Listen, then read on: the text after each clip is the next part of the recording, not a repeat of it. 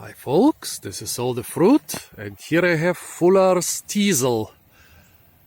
A very interesting plant where, well, the consumption of this plant is not really the main use which it was put to. I mean, you can add it as food additive to a lot of different foods, but this is mostly for medicinal purposes, for treating a big host of different diseases. Well, you can also use it to get water, which accumulates here between the leaves after rain, but this is still not the main use of the plant. Fuller's Teasel has been used for centuries for teaseling. Even the name of the process is derived from this plant. And this plant is very dear to me because my grandmother used to work in a workshop where they did some teaseling of woolen fabric. So what is teaseling? You might see that the fruit or the inflorescences, the ripe inflorescences of the Fuller's Teasel, they look like a thistle. But they are not even in the same family as the normal thistles. The normal thistles, like stuff like Cardus and Cirsium, are in the Asteraceae, while Dipsacus is in the Dipsacaceae, which is a closely related family, but still a different family. So a teasel is not the same as a thistle. I'm sure I'm butchering the names, but I am not a native speaker. So what do you do with this teasel? Well, you use it for teaseling wool. What does teaseling mean? Basically, you use it to fluff up woolen fabric. After you have woven some fabric out of wool, after you have washed it and stretched it and so on, you end up with a pretty matted fabric. But what you want is some really fluffy, nice wool or linen or other fabric which feels soft to the touch and is pleasant to wear.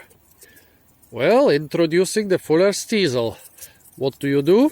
I'm sure that in old times, maybe even in prehistoric times, people used to take single inflorescences and just fluff up the wool by hand.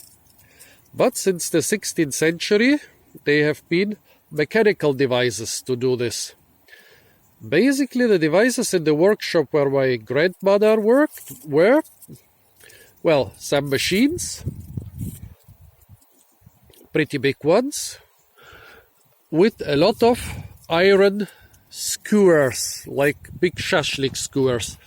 And then you would skew like maybe 8 or 10 of those things on one of those metal skewers, put maybe 10 or 15 of those skewers inside the machine, and then run the fabric. They used to do it mostly with wool. Run the fabric through the machine, and those many, they are basically scales which surround and protect the seeds. They used to fluff up this fabric, so it goes into the machine matted and ugly and unpleasant, and comes out really fluffy. Yeah, I was at least once in this workshop, and it was really fun to watch it. It was really fun to play in those big piles of fresh, well, hats and shells and sweaters and whatever, not in the piles of those spiny fruit. Actually, this is Dipsacus fullonum, like the wild variety. The cultivated variety is Dipsacus sativus, or Dipsacus fullonum subspecies sativus, where those spiny scales are a lot more spiny and a lot more hooked. This one would not be enough to fluff up some fabric properly.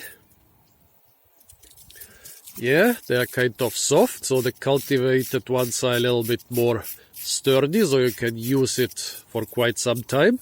Nowadays, of course, people don't want to cultivate this stuff and then cut the inflorescences into the proper shape. Basically, you cut off both ends, then skew them on skewers, and then replace them every couple days because, well, plant material doesn't last forever. Nowadays it's been done with metal hooks.